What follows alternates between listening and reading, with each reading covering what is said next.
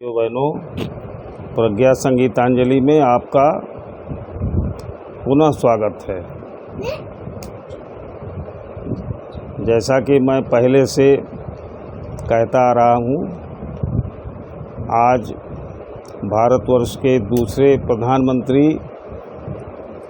लाल बहादुर शास्त्री जी के बारे में, उनके जीवन के बारे में, उनके व्यक्तित्व के बारे में कुछ चर्चा करने के लिए यहाँ आपके समक्ष प्रस्तुत हूँ। उनके बारे में जितना कहा जाए कम है। एक छोटा सा आदमी, 5 फुट 2 इंच हाइट, बहुत ही साधारण वस्त्र, धोती कुर्ता पहनने वाला, बहुत ही गरीब परिवार में जन्म लेना और जीवन यापन करना, बहुत साधारण जीवन यापन करने वाला आदमी, एक साधारण सा आदमी और इतनी ऊंचाई पर अपने जीवन में पहुंचा, किसी चमत्कार से कम नहीं है। तो ऐसा क्यों हुआ? उनका व्यक्तित्व, उनकी ईमानदारी, उनकी कर्तव्यपरायणता, उनका दृढ़ संकल्प, ये तमाम ऐसे गुण हैं जिनके कारण उन्होंने इतनी ऊंचाई हासिल की। तो उनके बारे में विस्तृत चर्चा करूं, इसके पहले मैं आपको ये बताता हूं, वो भारत के दूसरे प्रधानमंत्री थे। आज के प्रधानमंत्री नरेंद्र दामोदर दास मोदी जी के विचार क्या हैं उन शास्त्री जी के बारे में, वो मैं आपको बताता हूं। और उसके बाद प्रथम प्रधानमंत्री जवाहरलाल नेहरू के क्या विचार थे उनके बारे में, ये मैं बताता हूं। यहीं से अपनी बात शुरू करता हूं।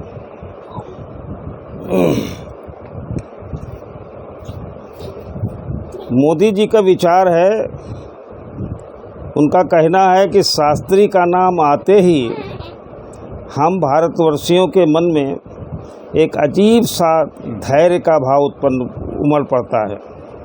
उनका सौम्य व्यक्तित्व हर देशवासी को गर्व से भर देता है। लाल बहादुर शास्त्री की ये विशेषता थी कि वे बाहर से अत्यंत विनम्र दिखते थे, लेकिन भीतर से वे चट्टान की तरह दृढ़ व स्ट्रिक्ट थे। जय जवान जय किसान का उनका नारा उनके इसी विराट व्यक्तित्व की पहचान है। राष्ट्र के प्रति उनकी निस्वार्थ तपस्या का प्रतिफल था कि वे अपने 1.5 वर्ष के संक्षिप्त कार्यकाल में ही देश के जवानों और किसानों को सफलता के शिखर पर पहुंचने का मंत्र दे गए। ये मोदी जी के विचार हैं। एक प्रधानमंत्री का विचार एक दूसरे प्रधानमंत्री के लिए, और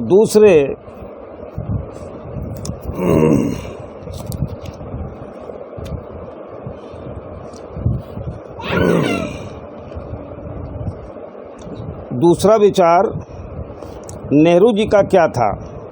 नेहरू जी जो कि प्रधानमंत्री थे और उनकी कैबिनेट में लाल बहादुर शास्त्री जी अनेक बार मंत्री रहे थे, कॉमर्स मिनिस्टर रहे, रेलवे मिनिस्टर रहे, कई मंत्रालय उन्होंने संभाले, उत्तर प्रदेश में भी संभाले और बहुत सारे काम किए। और नेहरू जी के जीवन में जब कभी भी कोई बड़ी कठिन समस्या आती थी तो उनके सलाहकार, सबसे नज़दीकी सलाहकार यही शास्त्री जी हुआ करते थे। तो उनके बारे में नेहरू का क्या विचार है? नेहरू जी कहते थे कि अत्यंत ईमानदार, दृढ़ संकल्प, शुद्ध आचरण, ऊंचे आदर्शों में पूरी आस्था रखने वाले निरंतर सजग व्यक्ति का नाम है लाल बहादुर शास्त्री। अब आप अनुमान लगाइए कि इतना महान व्यक्तित्व था कि भारत के 2 बड़े प्रधानमंत्रियों ने उनके बारे में इतने अच्छे विचार व्यक्त किए हैं। अब हम उनके जन्म से लेकर और मृत्यु तक किए गए कार्यों का संक्षिप्त वर्णन करेंगे और साथ ही साथ बहुत से उनके जीवन में संस्मरण हैं और वो संस्मरण बड़े ही उपयोगी हैं।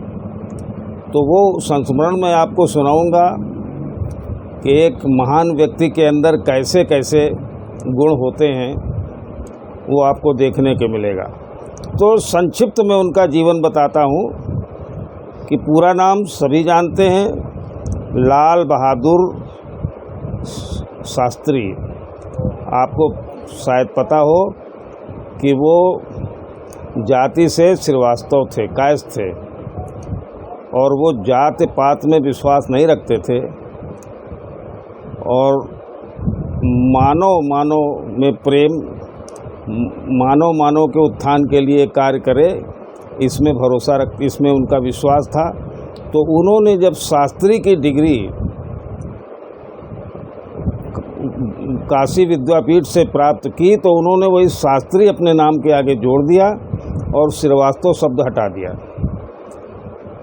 उनका जन्म 2 अक्टूबर 1904 को वाराणसी जिले के मुगलसराय में उत्तर प्रदेश में हुआ था। मृत्यु उनकी ताशकंद जो रूस में है, वहाँ बड़ी ही अजीब परिस्थितियों में हुई थी, जिसका वर्णन आगे मैं करूँगा। 11 जनवरी 1966 को उनका देहावसान हो गया था। पिता का नाम शारदा प्रसाद श्रीवास्तव था। उनको लोग मुंशी जी कहते थे। वो पेशे से प्राइमरी स्कूल के अध्यापक थे, बाद में इलाहाबाद के किसी कार्यालय में क्लर्क हो गए थे। माता का नाम राम दुलारी देवी था। शिक्षा, जो प्रारंभिक शिक्षा थी उनकी मिर्ज़ापुर में हुई थी और उसका कारण यह था कि बहुत ही अल्प आयु में, इस पर कई लोग कई तरह से बताते हैं और थोड़ा सा कन्फ्यूजन है कि वो 2 माह के थे कि 6 माह के थे या 2 वर्ष के थे। बहरहाल ये है कि बाल्यकाल में ही, जब बहुत ही छोटे थे, तभी उनके पिता का देहांत हो गया था। और ऐसी स्थिति में गरीबी बहुत थी, घर में कुछ था तो था नहीं, धन तो था नहीं। तो उनकी माता राम दुलारी जी अपने मायके यानी मिर्ज़ापुर लाल बहादुर शास्त्री जी के नाना के यहाँ ले गई। वहीं उनका प्रारंभिक जीवन बीता और वहीं उनका पालन पोषण हुआ और प्रारंभिक शिक्षा उन्होंने वहीं प्राप्त की। प्रारंभिक शिक्षा पूरी होने के बाद फिर हायर सेकेंडरी करना था, इंटरमीडिएट करना था और आगे पढ़ना था। तो उसके लिए वो फिर से बनारस आ गए। उनके चाचा का घर बनारस में था। वो भी बहुत अमीर नहीं थे, वो भी बहुत साधारण व्यक्ति थे। पूरा परिवार ही बहुत सामान्य था। फिर भी उन्होंने उनको पढ़ाया लिखाया और जो उससे मदद हो सकती थी उन्होंने किया। तो कहा यहाँ तक जाता है कि उनको स्कूल से, अब रामनगर में उनका घर था जहाँ वो रहते थे। रामनगर जो है मुख्य जो वाराणसी बनारस है, उस गंगा के उस पार है। और जो हरिश्चंद्र कॉलेज जहाँ वो पढ़ते थे वो इस पार था गंगा के, यानी मुख्य जो शहर है वाराणसी का वहाँ था। तो अब इनको रामनगर से और पढ़ने के लिए आना होता था हरिश्चंद्र कॉलेज। तो आए कैसे, पैसा था नहीं कि नाव से ही आना होता था। हालांकि नाव वाला उनको जान गया था और वो जानता था कि ये आर्थिक रूप से कमज़ोर हैं। वो कई बार प्रस्ताव देता था कि बेटा तुम आ जाओ, हम तुमसे पैसा नहीं लेंगे, हम तुमको ले चलेंगे। लेकिन फिर भी वो नहीं करते। ऐसा कहा जाता है, मुझे तो विश्वास ही नहीं होता है कि ऐसा हो सकता है, लेकिन ऐसा कई जगह लिखा हुआ है। और जो लोग बताते हैं, संस्मरण सुनाते हैं, उनका कहना है पुराने लोगों का कि वो गंगा तैर करके आते थे और स्कूल अटेंड करते थे और गंगा तैर करके जाते भी थे। इतनी गरीबी थी यहाँ तक कि एक बार की बात है, एक बड़ी ही प्यारी सी घटना है कि एक बार स्कूल में कुछ होमवर्क दिया गया, कुछ टेस्ट था उस अगले दिन, तो टीचर ने जब उनको काम दिया तो उनके पास किताबें नहीं होती थी पढ़ने के लिए। वो अपने किसी मित्र दोस्तों से किताबें मांग मांग के पढ़ा करते थे। अब दूसरे दिन टेस्ट था, अब किताब थी नहीं, तो उसके मित्र ने इतनी मदद किया कि उसने किताब दे दिया और इन्होंने रात भर में उसके जो किताब को पूरी नकल उतार डाली। यानी जितने इम्पॉर्टेंट जो भी रेलिवेंट चैप्टर थे वो सब इन्होंने उतार लिए। और उतारा तो जाहिर है कि उसी बहाने पढ़ाई हो गई। और दूसरे दिन उसी सब्जेक्ट का टेस्ट हुआ जिसमें वो प्रथम आए। टीचर बहुत प्रभावित हुए, लेकिन उन्होंने कहा कि भाई तुम किताब क्यों नहीं लाते हो, और इसके लिए बहुत डांटना शुरू किया। तो वो उस विद्यार्थी ने जिसने उनकी मदद की थी, उसने बताया कि मास्टर साहब ये बहुत गरीब हैं और इनके पास इतना पैसा नहीं है कि ये किताबें खरीद सकें, तो ये मैंने इनको किताब दी थी, उससे इन्होंने पूरा नकल कर लिया है, अपनी कॉपी में नोट कर लिया है, वही पढ़ कर के इम्तहान दे रहे हैं। तो उन अध्यापक के ऊपर बहुत प्रभाव पड़ा और उन्होंने कहा अच्छा, इतना मेधावी छात्र और इतना मेहनती छात्र ऐसा मिलता कहाँ है। उन्होंने उसी दिन से उनको कहा कि ठीक है बेटा, तुम्हारी शिक्षा दीक्षा की पूरी जिम्मेदारी मेरी है, तुम जितना पढ़ोगे, जहाँ तक पढ़ोगे मैं पढ़ाऊँगा। और उनकी आर्थिक रूप से भी मदद करते रहे। उनका नाम नर्मदेश्वर प्रसाद मिश्रा, और वो भी सच्चे देशभक्त थे, स्वतंत्रता सेनानी थे और पक्के राष्ट्रवादी विचारों के थे, जिसका असर शास्त्री जी पे बहुत पड़ा। और शास्त्री जी भी आज़ादी के आंदोलन में कूद पड़े। यहाँ तक कि एक बार असहयोग आंदोलन में सभी बच्चों ने स्कूल छोड़ दिए थे, तीनों ने भी छोड़ दिया था। बाद में पुनः ज्वाइन किया, लेकिन उस असहयोग आंदोलन में शामिल होने के लिए इन्होंने अपना पढ़ाई छोड़ दी थी। दोबारा ये पढ़े, बाद में काशी विद्यापीठ से इन्होंने तत्वज्ञान और साहित्य में शास्त्री की उपाधि संस्कृत में प्राप्त की।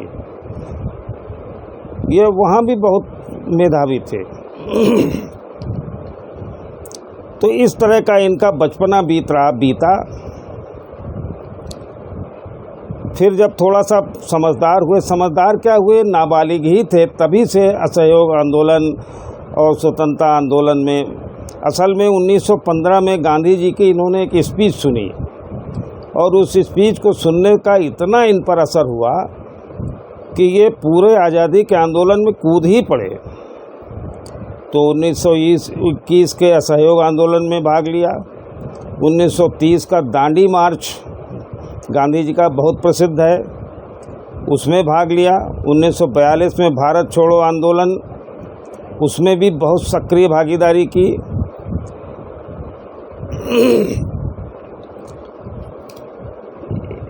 इनके अंदर देश को आज़ाद कराने का एक जुनून हो गया था और गांधी जी के साथ, तो गांधी जी इनको बहुत पसंद करने लगे थे। गांधी जी इनको बहुत प्यार करते थे और बहुत मानते थे। तो इसलिए 1930 में कांग्रेस के सेक्रेटरी बनाए गए। 1942 में जब भारत छोड़ो आंदोलन शुरू हुआ तो उसमें इनकी सक्रिय भागीदारी के कारण इनको जेल हो गई। इनको गिरफ्तार कर लिया गया और इनको जेल हो गई। इतने दमदार थे, इनका कहना था कि भाई ऐसा है, कहीं कहीं गांधी जी से इनके विचारों में, हालांकि गांधी जी को अपना गुरु मानते थे और गांधी जी के एक एक शब्द का पालन करते थे, लेकिन एक बार की बात है कि सुभाष चंद्र बोस ने आज़ाद हिंद फौज बनाई थी और दूसरे विश्व युद्ध में इंग्लैंड की हालत बहुत ख़राब थी तो सुभाष चंद्र बोस ने दिल्ली चलो का नारा दिया। उसी समय 8 अगस्त 1942 की रात में गांधी जी ने अंग्रेज़ों भारत छोड़ो का नारा दिया और एक नारा और दिया, करो या मरो, करो या मरो, और अंग्रेज़ों भारत छोड़ो, ये नारा दिया। उसके बाद जो यरबदा के आगा खान पैलेस में चले गए थे, वहीं पर रह रहे थे। 8 अगस्त की ये बात है। 9 अगस्त को शास्त्री जी इलाहाबाद आ गए और उन्होंने इस नारे को पलट दिया और उन्होंने कहा, मरो नहीं, मरो नहीं, मारो। गांधी जी ने कहा करो या मरो, उन्होंने कहा मरो नहीं, मारो। इनका कहना था कि ताकत का जवाब ताकत से, हिम्मत का जवाब हिम्मत से, टिट फॉर टैट, जैसा हो उसको उस हिसाब से जवाब देना चाहिए, ये इनका कहना था। और उसी पर ये चले और ये उसी घटना का परिणाम है कि जो भारत पाकिस्तान युद्ध हुआ था तो पाकिस्तान को उसको सबक सिखाने के लिए उन्हीं की भाषा में जवाब दिया और हमेशा के लिए पाकिस्तान को सबक हो गया कि भारत से टकराना अपनी मौत बुलाना है। 1957 में ये कॉमर्स और इंडस्ट्री मिनिस्टर बनाए गए। 1961 में होम मिनिस्टर बनाए गए। इसी तरह से यूपी की सब सरकार जब 1942 में एक प्रोविंशियल गवर्नमेंट बनी थी, उसमें भी ये परिवहन मंत्री बनाए गए थे।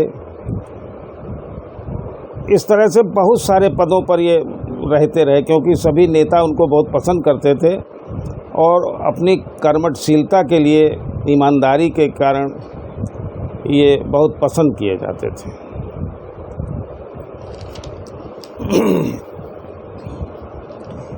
अब उसके बाद मैं आपको सीधे आता हूँ कि होम मिनिस्टर तक ये बन ही चुके थे। 1964 में, मई 1964 में जवाहरलाल नेहरू को पीठ में दर्द हुआ और अचानक उनका देहांत हो गया। जब देहांत हो गया तो उसके बाद प्रश्न ये उठा कि नेहरू के बाद कौन, नेहरू के बाद प्रधानमंत्री कौन बनेगा। तो उस समय जाहिर बात है कि बहुत से लोग होंगे जिनके मन में ये अभिलाषा रहती है कि मैं प्रधानमंत्री बन जाऊं, मैं प्रधानमंत्री बन जाऊं। तो उसमें मुख्य थे मोरारजी देसाई, उस समय के बड़े नेता थे और वो प्रधानमंत्री बनना चाहते थे। लेकिन उस समय के जो कांग्रेस अध्यक्ष थे उनका नाम था के कामराज और वो बहुत ही योग्य व्यक्ति थे। तो उन्होंने कामराज प्लान चलाया था जिसमें बड़ी सफलता मिली थी। उसमें यह हुआ था कि सभी मंत्री अपना पद छोड़ दें और पार्टी के लिए काम करें, और लोगों ने किया, अपना पद छोड़ छोड़ के काम किया। अब के कामराज पर ही जिम्मेदारी आ गई कि भाई अब प्रधानमंत्री सिलेक्ट करो कि कौन हो सकता है। बहुत बड़े बड़े विद्वान नेता थे उस समय। तब कामराज के प्रयास से कामराज ने बहुत ज़्यादा सबसे सलाह मशविरा किया, संसदीय बोर्ड से मिले, सारे सिंडिकेट के बड़े बड़े नेता थे।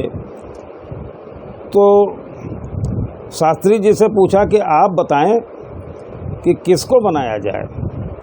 तो शास्त्री जी ने 2 नाम सुझाए थे, एक जयप्रकाश नारायण और दूसरा इंदिरा गांधी।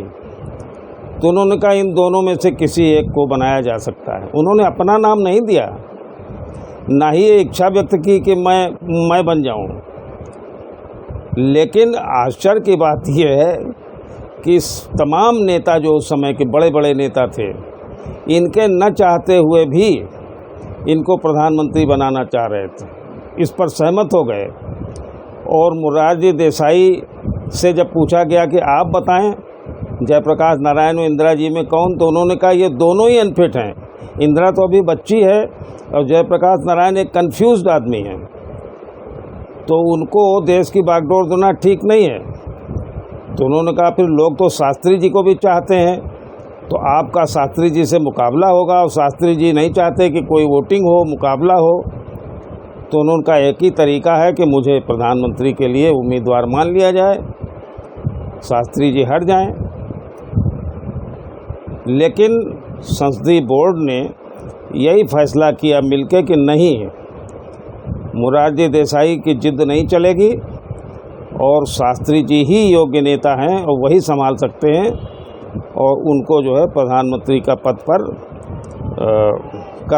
के लिए चुन लिया गया और बाद में उनको ही प्रधानमंत्री बनाया गया। अब प्रधानमंत्री बनने के बाद उन्होंने देश के सामने बहुत बड़ी बड़ी समस्याएं थी, बहुत ही बड़ी बड़ी समस्याएं थी।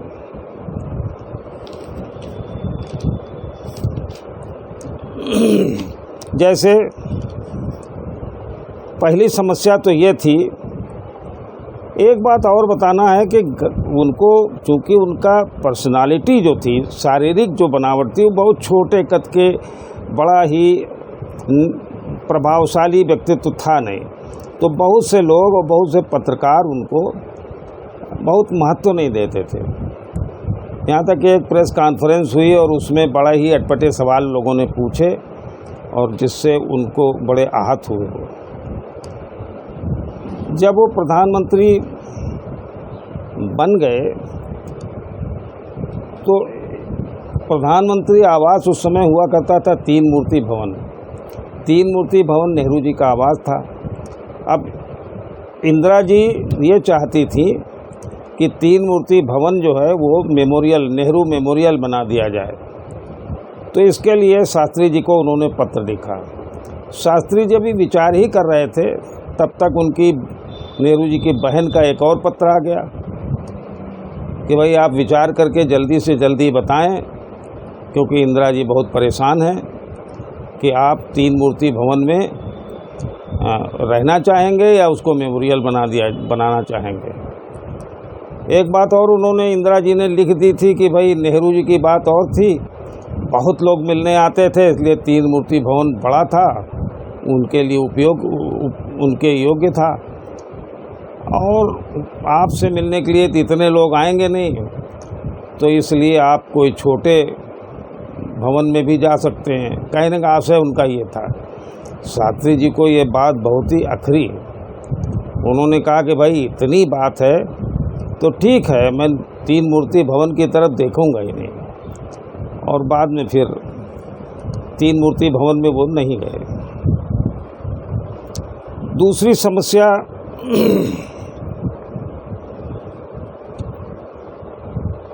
अब कुछ थोड़े उनके व्यक्तित्व के बारे में बात करते हैं, फिर इस पर चर्चा करेंगे कि प्रधानमंत्री रहते हुए उन्होंने किया क्या क्या। ये मैंने पहले ही बता दिया।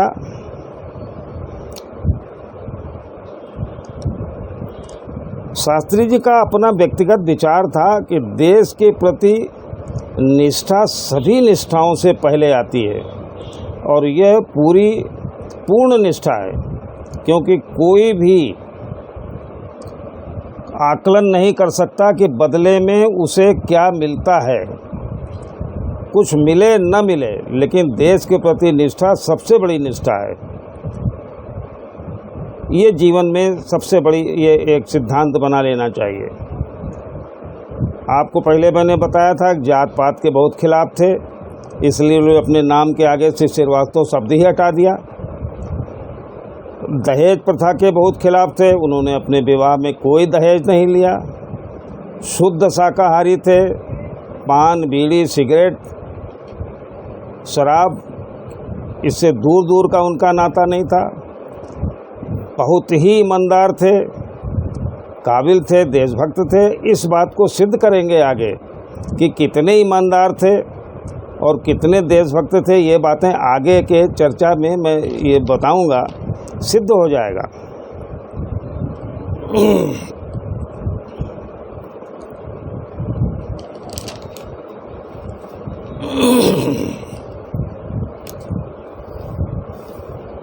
अनिल शास्त्री उनके बेटे थे।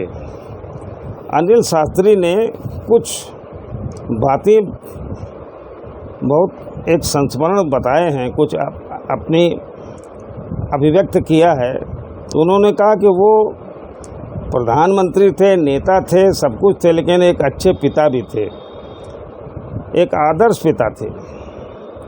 एक बार ऐसा हुआ कि अनिल शास्त्री को शास्त्री जी ने बुलाया और कहा कि बेटा, मैंने देखा कि जब तुम किसी के पैर छूते हो तो उसके घुटने को छूते हो, क्या ये बात सही है?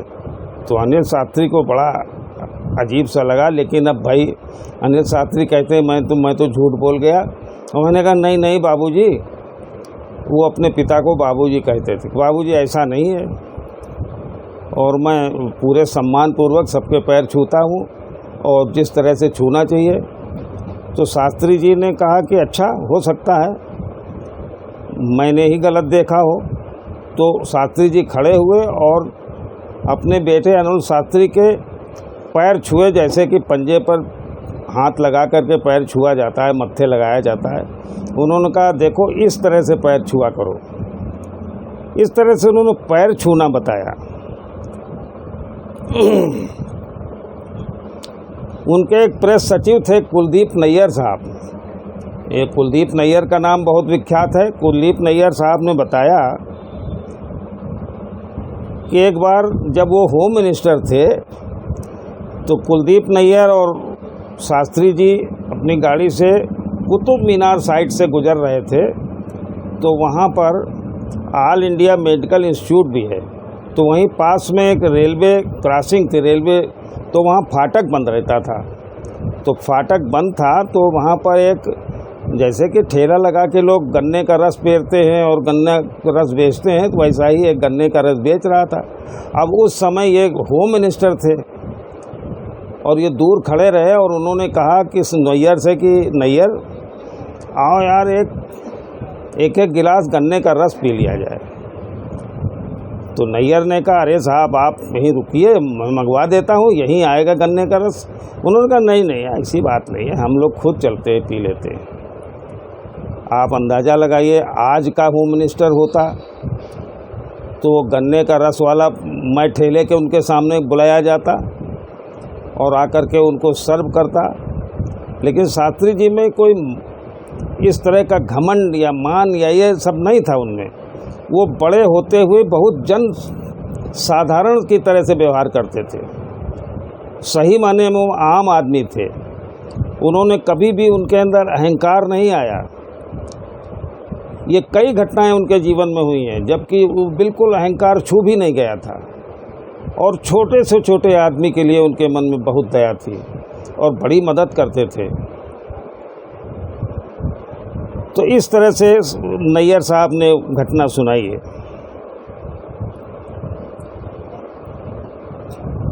आपको एक चीज़ और बता दें, सब मैं टुकड़े टुकड़े में बता रहा हूँ, क्योंकि इनका अगर मैं विस्तार से बताने लग जाऊँ एक एक बात, तो कई घंटे बात करनी पड़ेगी और हमको कुछ समय सीमा में जल्दी कुछ बातें बतानी है। ऐसा हुआ कि जब उनका देहांत हो गया था ताशकंद में, सभी को पता है, उसको मैं दोहराऊंगा कि तो के कामराज जो उस समय कांग्रेस अध्यक्ष थे, उन्होंने पूछा नैयर से, कुलदीप नैयर से कि नैयर साहब बताइए कि भाई उनके पास कुछ धन संपत्ति घर में है कि नहीं है। अब शास्त्री जी तो रहे नहीं, तो नैयर ने जवाब दिया कि साहब कुछ खास उनके घर में नहीं है, उनके घर में कुछ खास है नहीं, खाली खाली समझिए। तो के कामराज ने कहा करे भाई ये तो बात ठीक नहीं है, अरे वो प्रधानमंत्री रहे हैं, अपने देश के इतने सम्मानीय नेता रहे हैं, तो ऐसा करिए कि पूरी व्यवस्था उनके लिए होनी चाहिए, उनके परिवार के लिए, उनके भरण पोषण के लिए। तो ये सारी व्यवस्था के कामराज के प्रयास से उनके लिए की गई। इसी संदर्भ में एक बात बहुत ही प्रसिद्ध है, ये घटना बहुत ही प्रसिद्ध है। वो ये प्रसिद्ध है कि बता रहा था कि उनके बच्चों ने कहा कि बाबूजी, हम लोग तांगे से जाते हैं, रिक्शे से जाते हैं, आप प्रधानमंत्री हैं और हमारे घर में कार तक नहीं है, वैसे भी अच्छा नहीं लगता है। तो शास्त्री जी ने सोचा और उन्होंने कहा बात तो ठीक कहते हो बेटा, लेकिन मेरे पास तो इतना पैसा नहीं है। तो बैंक देखा गया तो उसमें 7,000 रुपये थे, और जब कार की कीमत पता की गई तो पता लगा 12,000 की कार उस ज़माने में आती थी। फिएट गाड़ी 12,000 में आती थी। तो क्या किया जाए, तो फिर पंजाब नेशनल बैंक से 5,000 रुपये लोन लिया, और लोन लेकर के एक फिएट गाड़ी ख़रीदा, तब बच्चों को कार मिली है। और मज़ा ये देखिए कि कार की किस्तें वो पूरी अदा ही नहीं कर पाए थे। भाई 18 महीने तो कुल वो प्रधानमंत्री रहे ही, और दुर्भाग्य से भारत का दुर्भाग्य, हमारा दुर्भाग्य, आपका दुर्भाग्य कि वो जीवित नहीं रहे, और ताशकंद समझौता करने के अगले ही दिन उनका देहांत हो गया। तो किस्तें तक अदा नहीं हो पाई, उसका भी किस्सा है। तो इंदिरा जी ने फिर बाद में बड़ा सपोर्ट किया इनको, और इंदिरा जी ने ललिता शास्त्री जो इनकी पत्नी थी उनसे कहा कि चिंता मत करिए, ये लोन मैं माफ़ करवा देती हूँ। ललिता शास्त्री का व्यक्तित्व देखिए आप, उन्होंने कहा नहीं नहीं, ये हमारे शास्त्री जी के सिद्धांतों के विरुद्ध होगा। उन्होंने लोन लिया है तो आधा भी वो करते, और नहीं तो मैं करूँगी, और जो पेंशन मिलती है ये मिलेगी, उसी से मैं इसका लोन भी अदा कर दूँगी। उनका भी व्यक्तित्व देखिए आप कि उन्होंने वो लोन का भी ये नहीं ये माफ़ी कर दी जाए, ऐसा कुछ नहीं है। आजकल तो लोग लोन माफ़ कर दिया जाए इसके लिए बड़े बड़े आंदोलन करते हैं और इच्छा जाहिर करते हैं कि हाँ बैंक से ले लें और उसके बाद देना ना पड़े। इसी को कहते हैं चरित्र, यही कैरेक्टर है। ये उनका कैरेक्टर था ललिता शास्त्री का।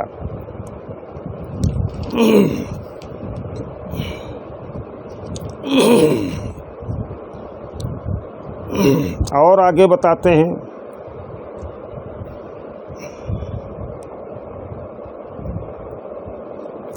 एक बार ऐसा हुआ कि शास्त्री जी तब मंत्री नहीं थे।